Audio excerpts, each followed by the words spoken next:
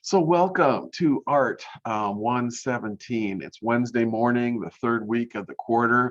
We are deep in the weeds here with designing a cloth Olsen style COVID mask with possible other attributes, characteristics as well. So I wanted to welcome you guys into class. I've got a lot of stuff to work on with you guys today.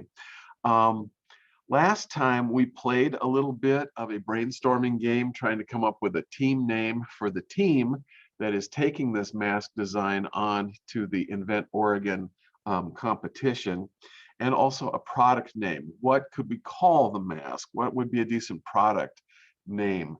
Now I threw that into the coursework as an assignment, and I don't know if anybody got to it or not, because it was yesterday, and we can't hardly get to anything.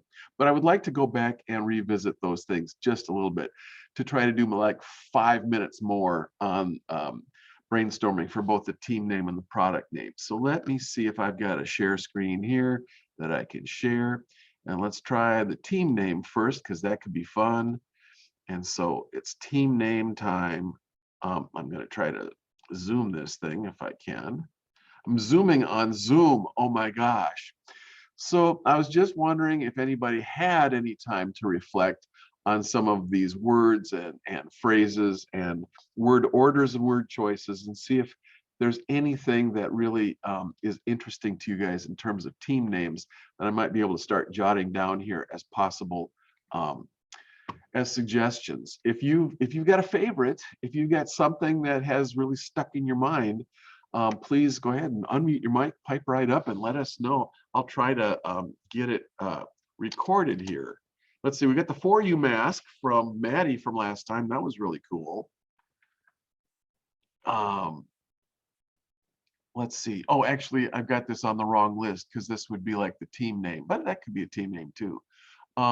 This was trying to be a team name concept, and I don't know, did anybody get any further work on here? Chosen Ones. I like that. Chosen Ones. I come from the design background, where I would try to put some kind of a designy or studio name either after or in front of the thing that identifies us as a team. So it might be like Studio Coos Bay or something, Studio Coos, or Studio Swak, something like that. Mr. Fritz? Yeah. I actually have a list. I was trying to get to it when you were talking about it, so that's why it took so long to unmute myself. But No problem. I actually got both lists. I did the coursework, and I did it on Saturday, I think, or Sunday, maybe, I can't remember. But here's what I have on my list. For the team name, I wrote down quarantine, because we're in quarantine, but like we're still a team. And then I got team. Quaran team. Okay. Yes. Cool. Keep going. Keep them coming. And then I got Dynamic Creations. I got Wisdom Studios team. I got the Arcadia team. I don't know how to pronounce this word, but I'm gonna try. Elysium team. It's ELYSIUM. Say that again. ALY. E. ALE. Yeah, ELY. ELY. SIUM. Elysium. Okay, Elysium what? Elysium team? Or yes. Is that just one word? No, Elysium team. Okay, Elysium team. I like that you're using the word team, because it actually gives a connotation of a group of people working together, coming together. There's a strength, in the idea of the word team. And it's a replacement for something like studio or designs or something else. So it has a kind of it's a more humanistic kind of an approach to identifying the group, which I really like. Was that the last one, or did you want to hit me with any more? No, I have a couple more. Oh my God. Okay. Well, we can do that. Keep going. I have Empyrean team, Empyrean.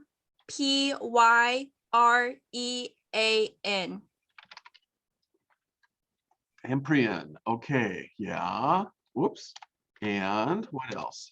And then I have the unanimous team. You're not going to find unanimity on a team, but I'll work with that. Unanimous team. Okay. Yes. And then the Starlight team. Oh shit. All right. You got all kinds of ideas here. And then I got the all-star team, and that's it. That's all I got. All right. Wow, that's cool. That's all right. Well, that gives us lots more to play with and other things for people to think about and stuff. I have not gotten to the next level of how we're going to try to um, get down to two or three or four that we might be able to, I don't know, vote on or select or something. Um, Sometimes when you've got a whole bunch of choices, it's good to have like weighted voting where everybody gets 5 votes and you get to just vote for your 5 best ones, and then we actually count up the number of votes that each individual name gets, and usually that can propel something towards the top of the list. So we'll get to that when we get there. Does anybody else have any team names that you'd like me to add to the list at this point? This isn't like a complete list or anything else, but this just gets us a step closer. This gets us one piece closer to that kind of thing, and it helps to jumpstart your synapses in creativity so that you can, oh, that's she was coming up with all kinds of those names. That's a way to do some wordsmithing and put stuff together. I can do that too, and that's what I'm trying to get. This was wonderful. Thanks, Maddie. I appreciate that. Let me come back to you guys. It's just me, little old me. And then I want to go back to the screen share and try to find the product name list and do the same thing. I Okay. have names for the products too. Well, that's what I thought. So I'm trying to, I want to be ready to copy because I'm right now just trying to get, I'm trying to, get the list as full as possible. So go ahead. Okay, I have Utopia mask. Okay. And I'm just kind of putting all of these together, running them together as like one word or something, just because it's cute. I don't know. Anyway, you tell me if you absolutely have to have it 2 words or a hyphen or anything else. Okay, go ahead. Okay. I have effulgent mask. I looked up the meaning of that word, but I forgot what it meant, but I knew it meant something great. So anyways, it's spelled EFFULGENT. Okay, effulgent mask. And then I put down the 4U mask, obviously. And then the emulous mask. Okay. Emulous. Is that with like 2 S's? No, EMULOUS. Got it. Okay. And then I got the lickety split mask. Since we would be putting it on super fast. Lickety split. Whoa! So I gotta watch my fat finger typing here. Lickety split split mask. Got it. Okay. Keep coming. Keep them coming. And then I have like the frontliner mask. Okay. I have an elemental mask. I don't know how good that one would be, but I don't mind you being on our marketing team at all. You've got lots of ideas. All right, keep them coming. I got mystic mask. Good. Okay. Got the hero mask. Hero. Okay. I got the universal mask. Okay. Now we're talking. And then the last one is HD mask. H.D.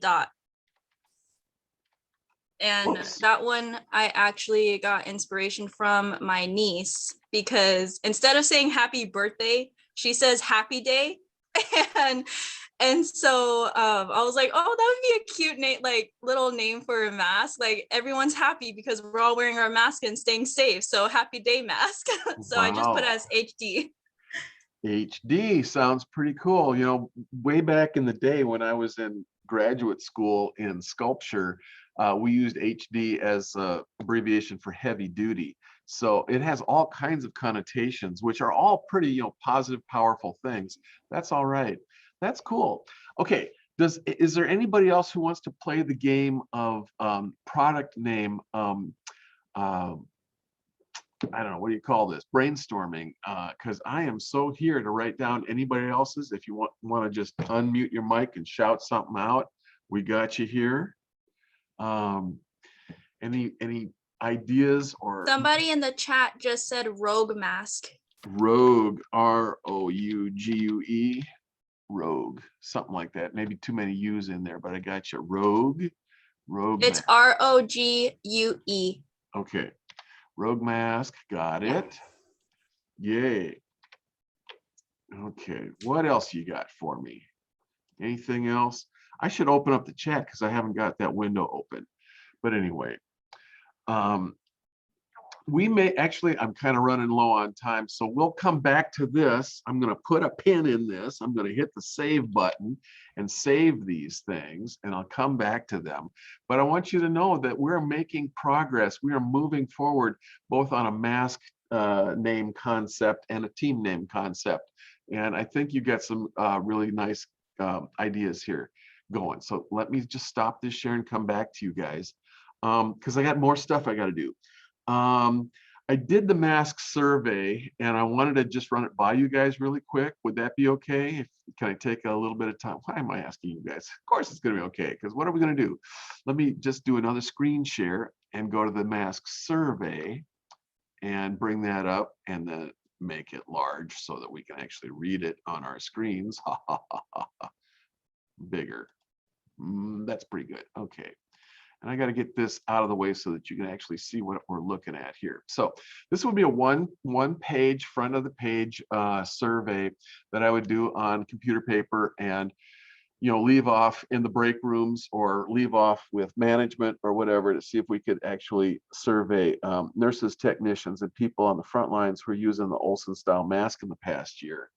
And so let's just read this together. The SWOC 3D design class is working on an improved design for the Olsen style mask. We are working to improve comfort and fit, breathability and filtration, style and attractiveness, and unimpeded, unmuffled speaking. We want to hear from professionals who have used the Olsen style fabric mask over the past year. So here's the actual thing. On a scale of 1 through 5, 1 being poor and 5 being wonderful, please rate your experience of wearing the Olsen style mask in the following performance areas. So we've got fit, we've got comfort, we've got coolness in terms of it doesn't build up heat during the day, moisture in terms of it not getting soggy, breathability for unrestricted easy breathing, fog resistance for fogging glasses, and other leakage around the edges if that bothers some people, feeling that around their cheek and chin areas. And then I broke it out into style too. Is it too big on your face? Is it the right shape for your face? Bright colors and prints are flattering to my face, or neutral colors and subtle prints are flattering to my face. I prefer the ear loops style. I prefer ties behind the head style. And so I just want to give them a little bit of what we're dealing with here. Our design explores combining the Olsen style cloth mask as a tailored sewn cover and liner with non-woven polypropylene filter inserts. We are exploring through the front breathing by perforating the cloth cover and relying on the filter to act as a respirator. And then I want to leave space at the bottom for their comments and observations. Do you guys think that this works as a quick and dirty survey? Do you have any other questions that you want to add? Anything that I somehow left out in this thing? I think it's good. That must be Maddie. I'm so glad that somebody is willing to talk to me because everybody else is so quiet. I've got so many quiet people in this class. I'm trying to figure out how to make fire breathing, crazed maniac designers out of all you guys. And it usually works by the 9th week of the quarter. But it's hard to get folks who feel like that they're strangers to each other and a little bit unsure of the material that we're working with to kind of chime in. I would love you guys to just chime in. There's no such thing as a dumb comment or a dumb question. So anybody at any time, please chime in. And I'm going to give you guys another 5 seconds or so to see if there's anything else you want to ask about. And then I'm going to move on to something else here. All right, stopping that share. So I'm going to go ahead and print that up and drop it off at the hospital and North Bend Medical Center. I've actually got to go in for some testing and a physical exam next week. So I'm going to go make some appearances over there anyway. So since I'm going, I will just do it. And that way, I don't have to ask one of you guys to do it. And it's on my way and I can just do it. I would like to ask a couple of you, or at least one of you maybe, to consider volunteering to just take the surveys when they come back and just compile them. Basically, it's like add up all the numbers for each question and then just divide it by the number of surveys we get back. And that way we get a score on each question. And it will be a numerical score somewhere between 1 and 5. So we get a sense of what the group feels about the mask on each one of those performance areas. And then we can, have our survey compiled, and we can have that then as a handout or something that we can give to the juror from Invent Oregon when they say, well, have you talked to anybody who is a professional using this thing? And we can say, yes, here's our survey. And then it shuts them up, which is what we like to do. So having said that, there's one more thing I want to do with you guys. And so I'm going to do a screen share again. You guys are so patient with all of this.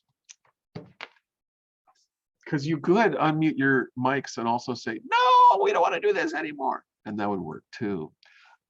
Okay, so you probably remember my PowerPoint presentation from before.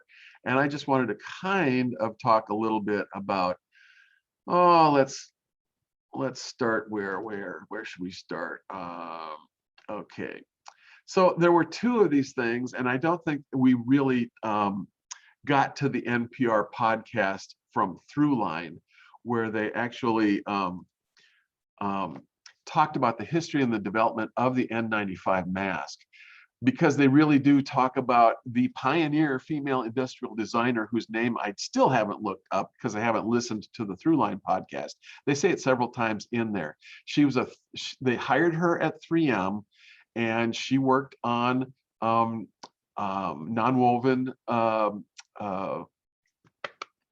polypropylene materials back in the day, way back in the 1960s. And 3M wanted her to design a bra cup out of this material so that it could be a stamped nonwoven bra cup, and she saw it as the perfect shape for a filter mask. And so both things were born out of her design work. Okay, but that's not what I wanted to talk about. And then we talked about Lilly May Olsen, the originator of the Olsen mask. And so here she is in a lovely little Norwegian or Swedish outfit because, she was very much Norwegian or Swedish back in Minnesota as a nurse, ultimately working for the Mayo Clinic in Rochester, Minnesota, and coming up with her own book about improvised equipment in the home care of the sick, including the Olsen style mask. So that's where the Olsen masks comes from. I wanted to look once again at this slide really fast. I was looking at this again last night from NIST, and I can't remember what NIST stand for, but it's some kind of a National Institute of something technical. Anyway, they do testing and other kinds of stuff. So they're actually saying in this particular paper and in this particular study that cotton fabrics become better filters when exposed to human conditions, like the moisture from your breath. And they said synthetic fabrics do not become better filters, and they tested this with testing equipment that they had. So we have to keep that in mind when we are designing our masks, that maybe polypropylene is a great filter when dry, but maybe cotton batting might wind up being a better filter in the presence of moisture. And I'm going to address that when I get off of this slideshow. So let's play this thing one more time that kind of shows aerosols being forced through the filter process. The filter on the left was a moist filter, and the filter on the right was a dry filter.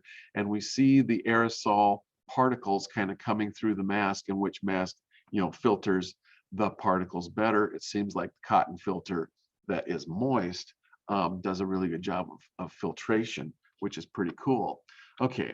So I did kind of come back and fill in then all of the gaps in the idea of these electron microscope photographs of different mask materials and different fabric materials and stuff like that. So let's look at the 3-layer design of a simple polypropylene surgical mask. This is not an N95 mask. This only has 3 layers. This has an outer cover, an inner liner, which is made of the polypropylene that is a bit more finished, and it isn't just a loose polypropylene batting material. And then in the middle layer, you can see is the looser polypropylene bat. So there is an 80 micron scale in the lower left of each one of these slides. And so I used that 80 micron scale to kind of figure out the size of the filaments, or the what are we calling these things? Fibers inside these masks. So the cover material fiber diameter is around 20 microns. The cover material pore size, that's the space between the fibers. Researchers call that the pore size of the mask, is around 20 microns. So you can kind of see that that is about the size and openness of the weave that we would like to work with to be able to get good breathability and permeability through the mask and still get good filtration. The cover material pore size, the fiber diameter is 20 microns. The pore size was 60 microns on average. The middle layer fiber diameter is 3 microns. So those are about 3 micron fibers for the middle layer, while the middle layer pore size is 10 to 20 microns. And the thing I'm noticing about these non-woven fibers, or these non-woven filters, is that there is more opportunity for air to flow through. There are actually more air gaps and bigger air gaps through the fabric, the filter material. But because the fibers are laid down in a random way, the layers of fibers that the particles have to run into, kind of make up for all of the porosity between the fiber layers, which is a kind of cool thing. If anybody has any questions, you can go ahead and unmute your mic and pipe up and stop me at any time, and we can talk about it. On these electron microscope things, you can also see some of the virus and bacteria and other kinds of things that have been caught and stopped on the surface of the particle. That's the bright white different kinds of dots that you're seeing on the gray particles in the photograph. Okay, next slide. Mask filter effectiveness. This was a really great quote here. The best mask is one having the highest filtering efficiency and the lowest airflow resistance. A mask performs best when blocking airborne particles and providing the best air permeability, enabling the users to breathe freely. So that's really super important. You can have a super tight mask, but if it's too hard to breathe through, it's actually not a very successful mask because, it frustrates the wearer and they will pull it down and they will, sneak their beak out the top of the mask. So when we're looking at all of these different kinds of fibers under the electron microscope, we've got the surgical mask in the upper left-hand corner with the cover material in the upper left-hand corner and the interior layer there. So we can see those two non-woven things. Next up is the cotton t-shirt, then a pillowcase made out of cotton.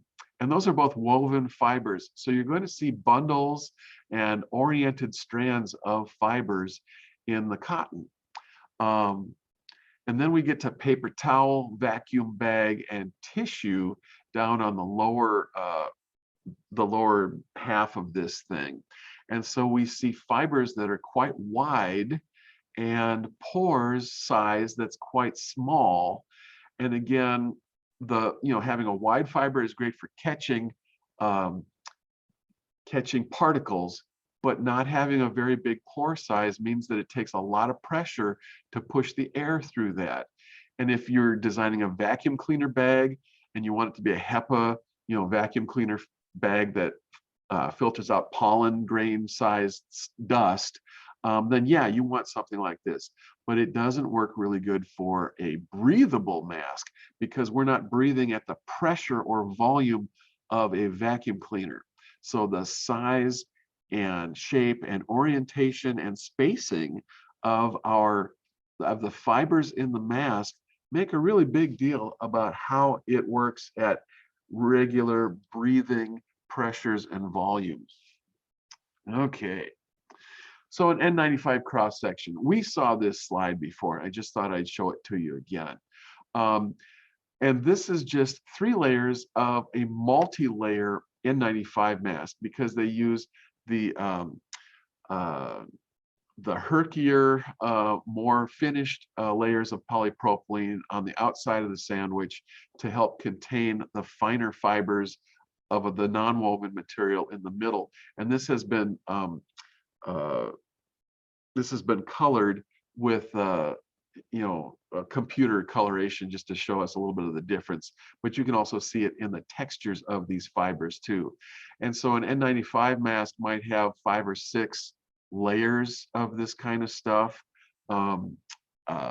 all welded together at the outside seams with heat welding to keep it all contained in a package.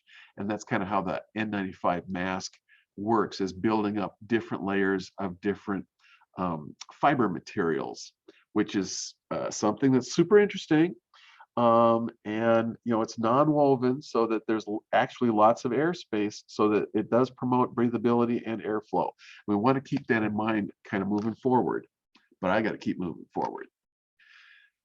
We're looking at particle sizes here. And from this chart, we've got a couple of grains of dust. We've got the PM10 grain of dust that's over on the right-hand side, and it is 10 microns in size, and that's household dust right there. And that's kind of like an industry standard that a lot of these mask people are looking at in terms of what size is a dust particle and how easy is it to capture that, and what kind of filter fiber sizes and spacing do we need to capture a 10 micron dust particle. The next thing is a red blood cell. Just by comparison, we're not actually filtering red blood cells. The next thing is a 2.5 micron dust particle. And the 2.5 micron dust particle is in the size range that's the hardest particle to filter in a mask, because that size particle stays in the airflow and it just kind of flows around all the fibers in the mask, and it goes kind of straight through the mask sometimes. So that is the hardest particle to filter, is the 2.5 to 3 micron size dust particle. The next one over is a bacteria, and that's half of a micron. And then we get down to the coronavirus, which is about 1 1/10 of a micron in size. Okay, and so the idea is that superfine dust particles and virus particles are fairly easy to filter because of some of the aspects of the filter mask. And the large particles are easy to filter because of other characteristics of the filter mask. But the 2.5 size particle, the 2.5 micron size particle, that's the sweet spot. That's the hardest particle to filter. And we're going to get into why in just a minute. So there are 4 different mechanisms of particle filtration in a mask. The first one is inertial impaction. And that happens when you have your heaviest, larger dust particles, and they just cannot follow the airstream around all of the fibers in the mask. So this is in cross section when it's impacting one fiber in the mask. The airstream kind of goes around the fiber and weaves in and out through all of the fibers in the nonwoven mask fiber mask. But the inertial impaction is when a large particle just goes ahead and straight hits. It falls out of the airstream because it loses its inertia and it hits the fiber and it sticks to the fiber. That's the first one. The second one they're calling interception. And particles, I guess, that are in the airstream and that are flowing around the fibers, if it flows close enough to the fiber, it does get intercepted by the fiber and it sticks to the fiber. So that mechanism of filtration is called interception. It's a little bit smaller particle. And it stays in the airstream as the airstream flows around the fibers in the mask. The third kind of filtration mechanism is for the teeniest, tiniest particles, those that are smaller than 3 microns. Those are the ones that don't really act like particles anymore because of Brownian motion. Now, those of you who read a lot of science fiction, or maybe you're into physics and maybe you understand Brownian motion, that's when you are buffeted by the actual air molecules. And so you are being run into by air molecules so that you follow random nonlinear pathways. And that's why that teeny tiny little thing is kind of going in a nonlinear path and it hits the fiber. They divert from the airstream because of Brownian motion as they pass through the mask. And again, they contact the fiber and stick to the fiber. So the coronavirus-sized particles, if it's not in an aerosol bubble of liquid that's larger, the tiny particles would do a pretty good job of sticking to the fibers as they pass through the mask. The last thing is electrostatic attraction. And they talk about particles with a positive charge being attracted to negatively charged fibers. I'm sorry, got to move that around again. Particles with a negative charge are attracted to positively charged fibers in the mask. I wrote it down wrong, but the picture is correct. So anyway, that's an electrostatic attraction of the particle. So this chart that I got off of the internet from a mask manufacturer did not talk at all about the addition of moisture in the mask. I would like to say that there's probably a 5th filtration mechanism, and that's if you have a moist filter, then you've got some adhesion and attraction to the aerosols or the dry dust particles moving through the mask because of the moisture that builds up on the surface of fibers, especially cotton fibers. Cotton fibers are hydrophilic, they love water, and so they tend to have the moisture bond to them, and that would change the adhesion properties of a cotton fiber. And my theory is that it would make it adhere to particles moving through a cotton fiber mask that had moisture in it. So put that in your pipe and smoke it. The idea is that, when you're designing a mask, you're trying to design a mask for a certain performance range for human breathing. And so the airflow for respiration is about 10 liters per minute for really, really slow, seated resting respiration, to about 100 liters per minute for respiration when you're working hard or being an athlete. So those are your uh, that's your volume of air that you're going to be filtering in every minute, is somewhere between 10 to 100 liters. The filter performance, the particle size, you have to filter from less than 1 to greater than 100 microns. So that's the size of the particle range that you're trying to design your filter for when you're trying to design filters for good performance. And then this picture that I found, has the idea of working with aerosols and trying to filter aerosols both through mechanical filtration and also electrostatic filtration, using various layers of mask materials in the mask. So when you're looking at designing a mask, and this is a mask that is kind of an N95 style mask that is made up of multiple layers, you're dealing with the same kinds of mechanics and design that we're working with too. A mask outer layer. In this case, this is a non-woven polypropylene that's a bit more finished on its surface. You've got your filter layer, which is a non-woven polypropylene. It's a melt-blown material. It doesn't have to be, they're specifying melt-blown here, but it could just be a loose and not melt-blown polypropylene non-woven. The support layer, they're calling a mod acrylic layer, some kind of an acrylic layer to give you some support for the shape of the mask and to support the filter layer. And then another inner layer, a non-woven polypropylene for the inner layer that contacts your lips and nose. And they're giving us, again, another electron microscope image of a non-woven polypropylene or melt-blown layer of filter material.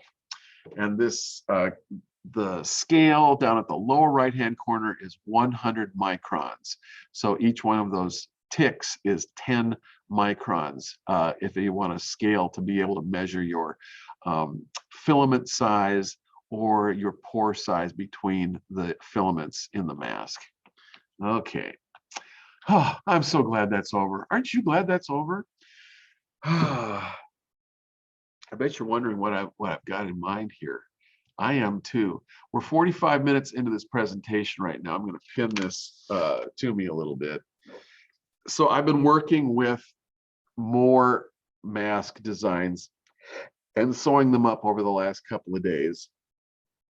And I'm still refining and tweaking mask design because it's just not quite working out for me the way I had wanted.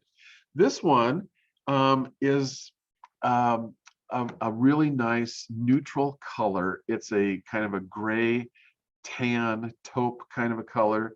This came out of a pair of khaki pants, khaki trousers that I got at Goodwill, and I started to cut them up and to use them as a filter material. So I'm just going to put this on and talk about it just a little bit to try to see, once again, am I understandable? Yikes, where is my, I want to get this thing to, the whole thing for me on the Olsen style mask is to try to get a mask that has this sewn, tailored, kind of put together look. So the sagittal crest, this crest in the middle that is a seam that separates the two halves of the mask, I just wanted it to have a little bit more of an important kind of a well-defined shape, and that shape also looks more put together. It looks a little bit more technical.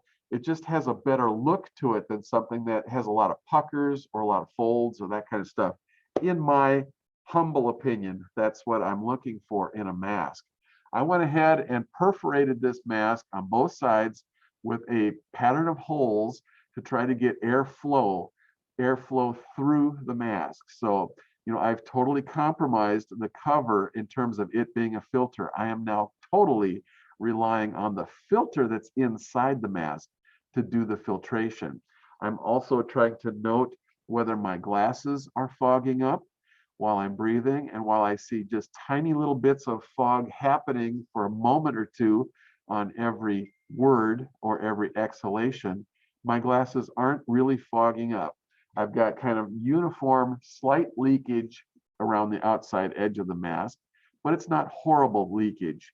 So I feel like I'm getting some flow through the mask, some breathability through the mask. And you can see that every time I take a breath and the mask goes in, and when I exhale and the mask puffs out just a little bit, I've got actual flow through the front of the mask here.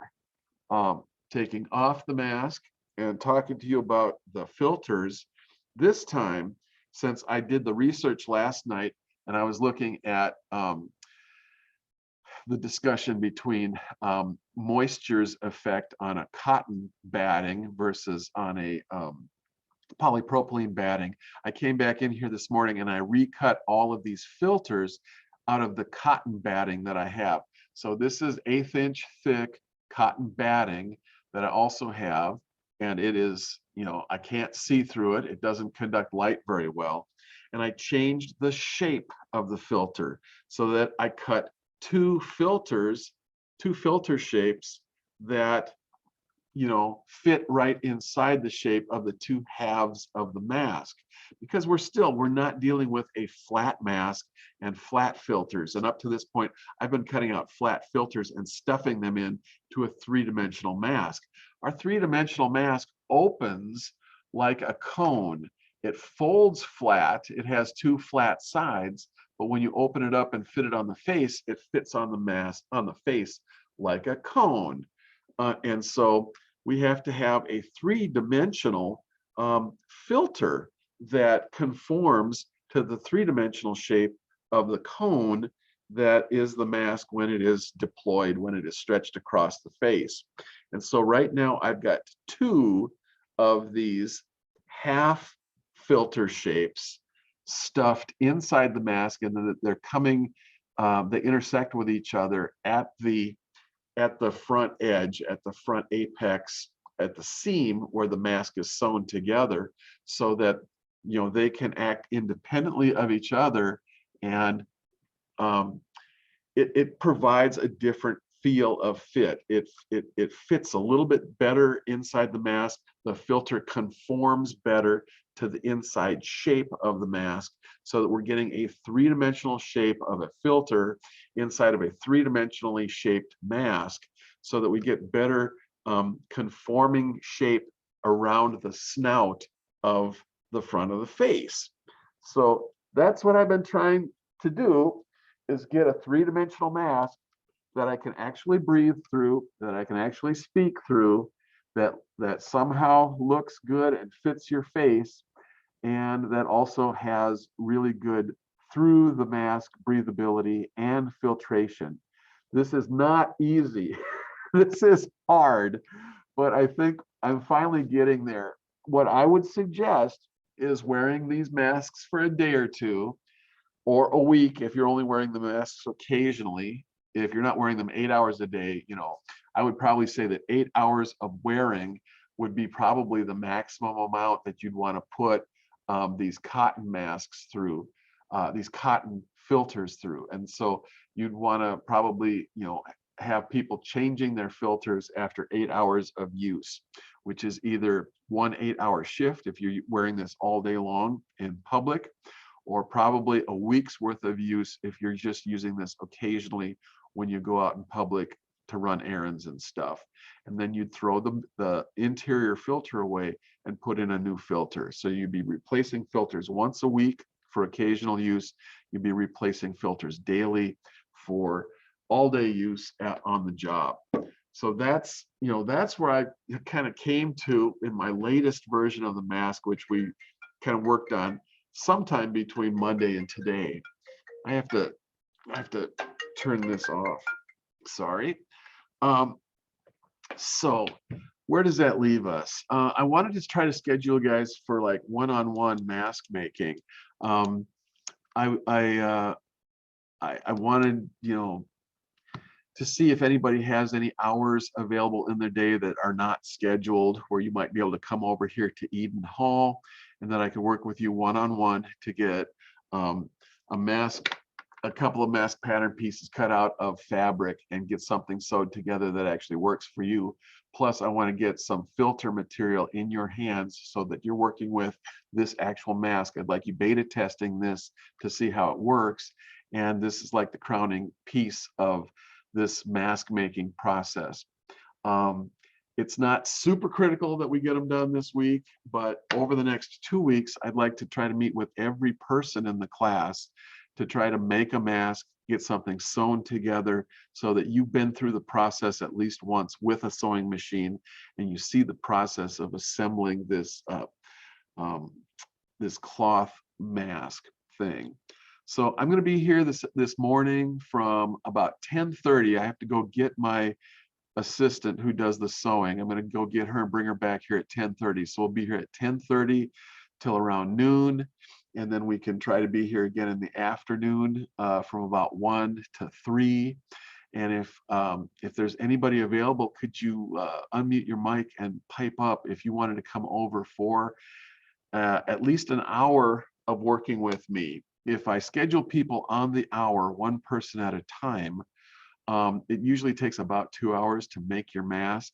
So I can probably have 2 people really socially distanced quite far apart in the studio, working at different workstations on making your mask, and then also cutting out the filter material for the mask.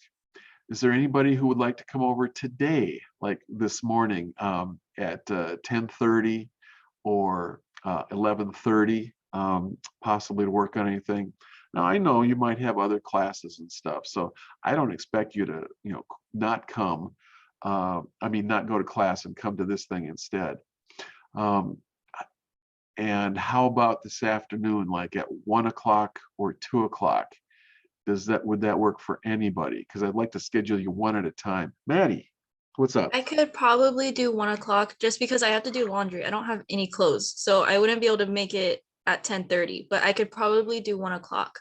Okay, so let's have you been to SWAC on campus? Do you know where Eden Hall is? Yes. Okay, so come on over at 1 o'clock and we'll work with you to cut and sew a mask. And anybody else available at 2, possibly? Is there anybody who's available in the morning, this morning at all?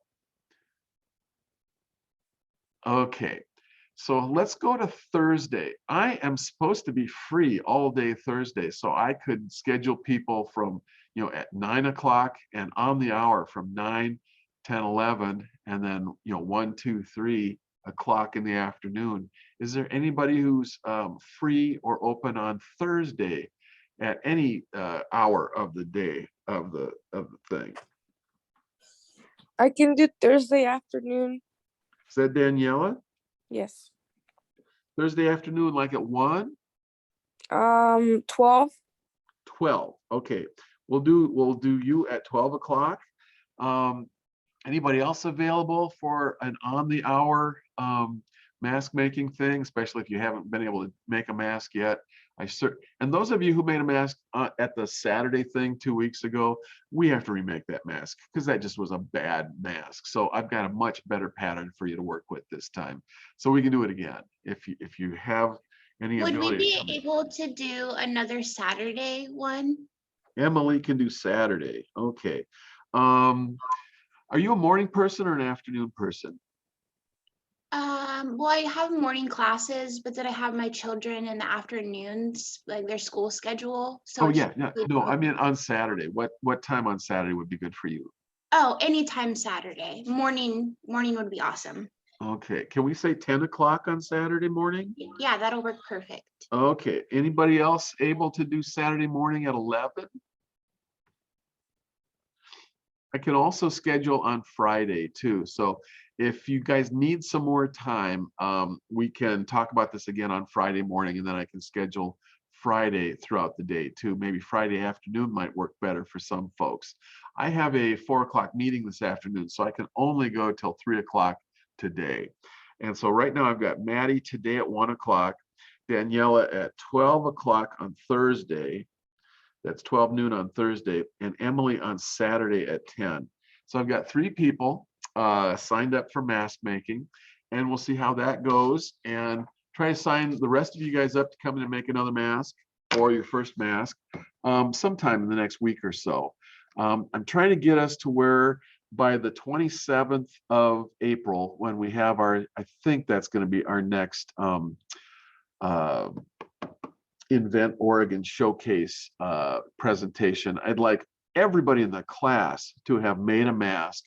And I think it just really supports what the team is doing instead of in terms of having lots of experience with mask design, mask making, and kind of addressing some of the problems and the pitfalls of the mask so that you can tweak it along the way to see what that tweaking process is, because that tweaking process is almost as important as the original design concept. So that's super important. I don't have an assignment or anything else. I'm going to leave it here. We're just going to pick this discussion up again on Mr. Friday. Fritz, Yeah. could you repeat all of what you just said, please? I just think it's really important for everybody in the class to have the experience of making a mask. No, before that, about the event showcase. What date did you say? They were talking about somewhere around the 27th. I don't have it written down yet. The 27th would be the Tuesday night. The 29th would be the Thursday night. If they like to do it on Thursdays, they might do it on the 29th. The 25th, of course, is Sunday, which is not a work day or a school day. And I wanted us to be able to watch the Academy Awards on that day, on the 25th, to look for masks, designer masks, among all of the people at the Academy Awards. So I was hoping that they did not schedule the Invent Oregon thing for Sunday. I think So it's gonna be- so it's not the 21st anymore? Oh, is it the 21st? Oh, I could have sworn he said April 21st would be the event showcase. Because if they're going to do it on the 27th, then I don't know if I'm going to be able to be there because that's my birthday and I have plans. oh, I got you. I'm trying to think right now. The 21st seems like it's about on a Wednesday of that week. And that would be Wednesday of next week. Today is the 14th. 7 days from now is the 21st. Maybe they're going to do it on Wednesday. I have to check my emails and calendar because I don't think I've got a more recent email from Invent Oregon about scheduling the next one. If any of you guys get an email from an Invent Oregon announcing the date for the next showcase, please let me know because I need to confirm that. Okay. Thanks, Maddie. We'll see the rest of you guys on Friday. Any other questions for the good of the order before we get out of here? Nah. Thank you very much. Have a good rest of your week. See you on Friday.